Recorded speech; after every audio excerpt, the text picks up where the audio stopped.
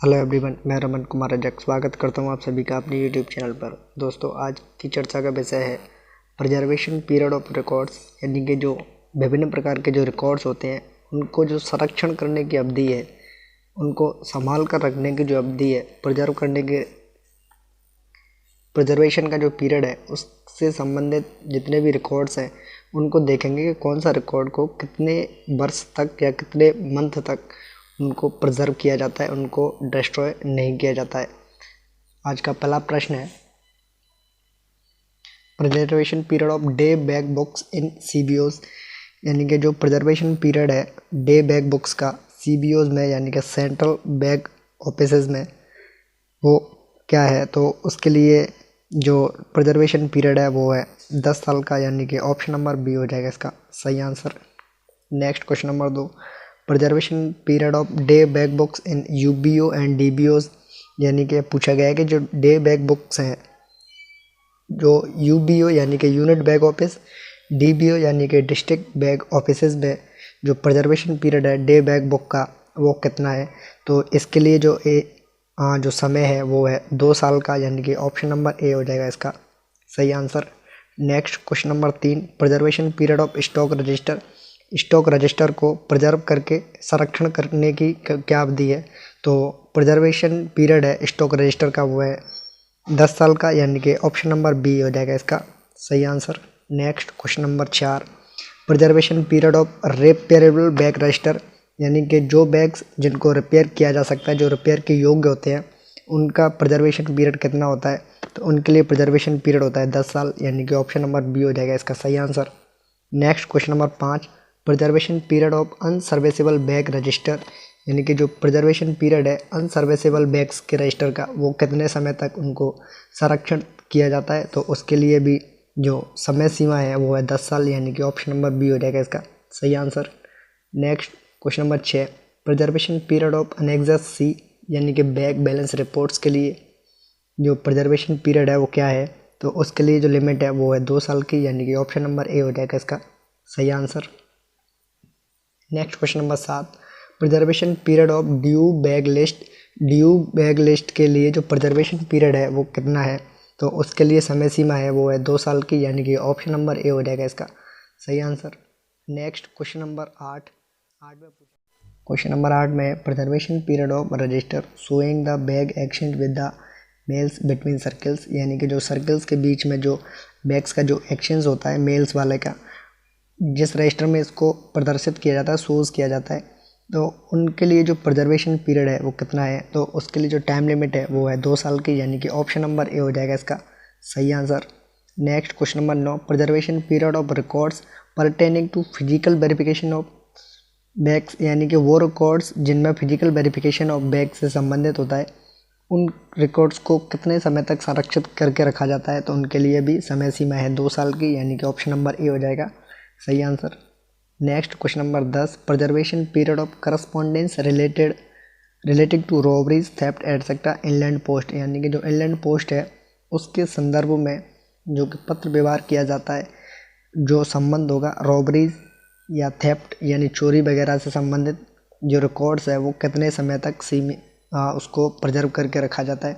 तो उसके लिए जो टाइम लिमिट है वो है 1 साल का, यानी कि ऑप्शन नंबर डी हो जाएगा इसका सही आंसर। नेक्स्ट क्वेश्चन नंबर 11 में preservation period of invoices of article received from the stock depot, यानी कि जो आर्टिकल्स कहाँ से रिसीव किए जाते हैं स्टॉक डिपोट से, और उनकी जो इनवॉइसेस है उन आर्टिकल के इनवॉइसेस को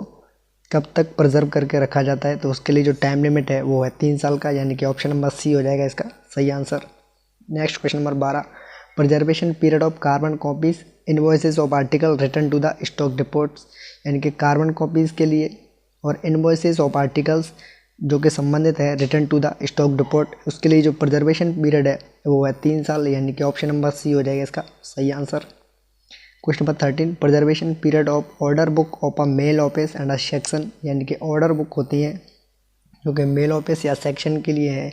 उनका जो प्रिजर्वेशन पीरियड होता है वो होता है 3 साल, यानी कि ऑप्शन नंबर सी हो जाएगा इसका सही answer. Next question number 14, preservation period of correspondence related to personal files या अपॉइंटमेंट्स, नॉमिनेशन, लीव, पेंशन और पनिशमेंट्स, यानी कि जो पत्र व्यवहार किए जाते हैं पर्सनल फाइल्स में, जो कि संबंधित होते हैं नियुक्ति से, अपॉइंटमेंट से, नॉमिनेशन से, लीव यानी छुट्टी से, पेंशन और पनिशमेंट्स जो भी दिए जाते हैं उससे संबंधित जो भी पर्सनल फाइल्स होती हैं और उनके जो करस्पॉन्डेंस होते हैं, पत्र व्यवहार होते हैं, उनको संरक्षित करने की जो अवधि है वो है 3 साल, यानी कि ऑप्शन नंबर सी हो जाएगा इसका सही answer. Next question number 15, preservation period of work papers of RMS offices and sections, यानी कि जो वर्क पेपर्स होते हैं आरएमएस ऑफिस और सेक्शंस के, उनके लिए जो प्रिजर्वेशन पीरियड है वो होता है 18 मंथ्स, या कह सकते हैं 1.5 साल। 1.5 साल को जब मंथ्स में कैलकुलेट करेंगे तो 12 + 6 18 मंथ्स हो जाते हैं। तो इसका जो सही आंसर होगा वो होगा option number A 18 months. Next question number 16, preservation period of correspondence related to the disposal of registered articles both letters and parcels, यानी कि जो रजिस्टर्ड आर्टिकल्स होते हैं उनसे संबंधित जितने भी करस्पॉन्डेंस है जो कि संबंधित दोनों से हो, लेटर या पार्सल से, उसके लिए जो प्रिजर्वेशन पीरियड का टाइम है वो होता है 18 मंथ्स, यानी कि ऑप्शन नंबर ए हो जाएगा इसका सही answer. Next question number 17, preservation period of arrangement register, attendance register and daily report,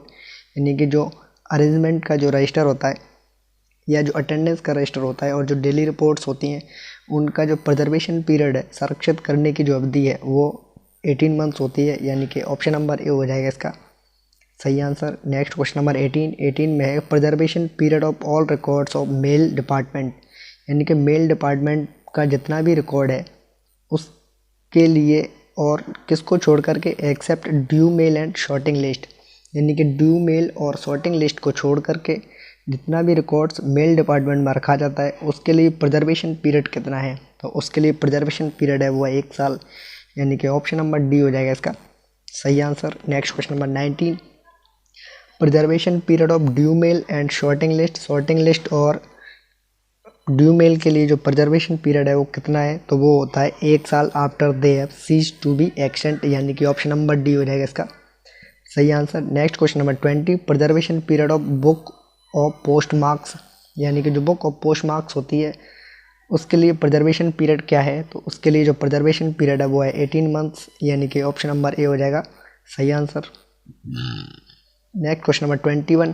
preservation period of enumeration returns, यानी कि जो एनुमरेशन रिटर्न्स का जो प्रिजर्वेशन पीरियड होता है वो कितना होता है, तो एनुमरेशन रिटर्न्स के लिए जो प्रिजर्वेशन पीरियड होता है वो होता है 2 साल, यानी कि ऑप्शन नंबर डी हो जाएगा इसका सही आंसर। नेक्स्ट क्वेश्चन नंबर 22 में है preservation period of all monthly statisticals registers, यानी कि जो ऑल मंथली के, यानी कि जो मासिक वाले जो सभी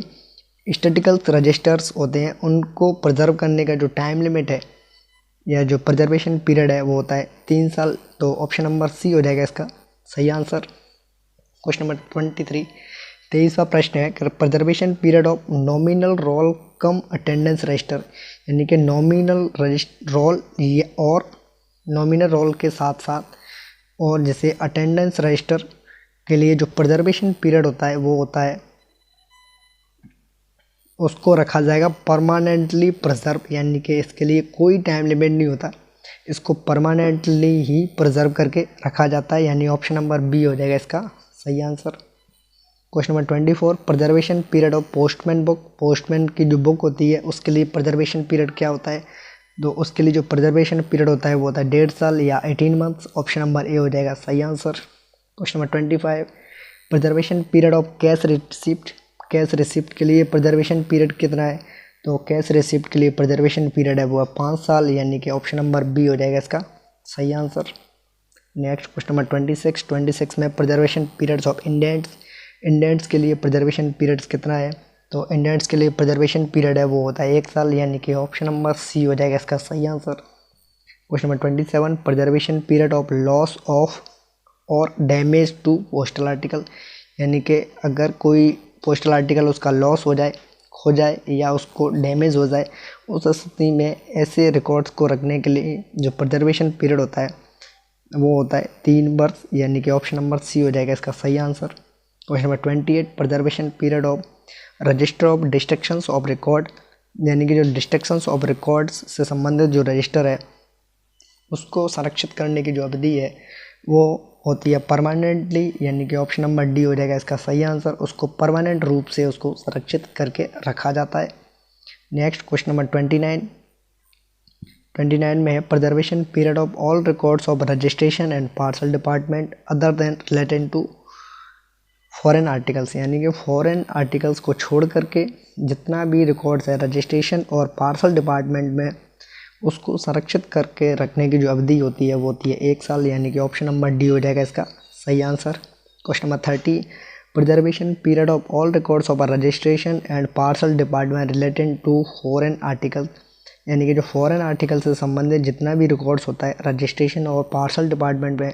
उसके लिए प्रिजर्वेशन पीरियड का जो टाइम होता है वो होता है 1.5 साल, यानी कि 18 मंथ्स। ऑप्शन नंबर ए हो जाएगा इसका सही answer. Next question number 31 preservation period of BP registers delivery slips और रिसिप्ट्स के लिए जो प्रिजर्वेशन पीरियड है वो होता है 18 मंथ्स, यानी ऑप्शन नंबर ए हो जाएगा सही आंसर। बीपी का रजिस्टर और जो डिलीवरी स्लिप्स और जो रिसिप्ट्स होती हैं उसके लिए 18 मंथ्स प्रिजर्वेशन पीरियड होता है। Next question number 32 preservation period of all records of money order, money order से संबंधित जितना भी रिकॉर्ड्स होता है उसको प्रिजर्व करके रखने की जो अवधि है वो है 18 मंथ्स, यानी कि ऑप्शन नंबर ए हो जाएगा सही answer. Question number 33 preservation period of all records of Indian postal orders, यानी कि जो IPOs होते हैं इंडियन पोस्टल ऑर्डर्स होते हैं उससे संबंधित जितना भी रिकॉर्ड्स होता है उसको प्रिजर्व करके रखा जाता है 42 मंथ्स के लिए, यानी कि ऑप्शन नंबर सी हो जाएगा इसका सही answer. Next question number 34 preservation period of book of MO receipt, यानी कि जो एमओ रिसिप्ट की जो बुक होती है किताब होती है उसको प्रिजर्व करके रखने की जो अवधि है वो होती है 2 साल, यानी कि ऑप्शन नंबर डी इसका सही आंसर हो जाएगा। ये है एंड इस वीडियो का। नेक्स्ट जितने भी क्वेश्चंस इनसे रिलेटेड यानी कि प्रिजर्वेशन पीरियड से रिलेटेड जितने भी क्वेश्चंस PA के एग्ज़ाम में या SA के एग्ज़ाम में या पोस्टमैन के एग्ज़ाम में पूछे गए थे उनको नेक्स्ट वीडियो में उनको कवर किया जाएगा और मोस्टली क्वेश्चंस इन्हीं में से ही आए थे। और जितने भी क्वेश्चंस या जितने भी रिकॉर्ड से संबंधित जो टाइम लिमिट है या प्रिजर्वेशन का जो रिकॉर्ड्स के लिए जो समय सीमा है अगर वो बची है तो उसको नेक्स्ट वीडियो में हम लोग कवर करेंगे और उसका नाम होगा पार्ट 2 भाग 2 में अब आगे देखेंगे। फ़िलहाल ये है एंड इस वीडियो का। धन्यवाद।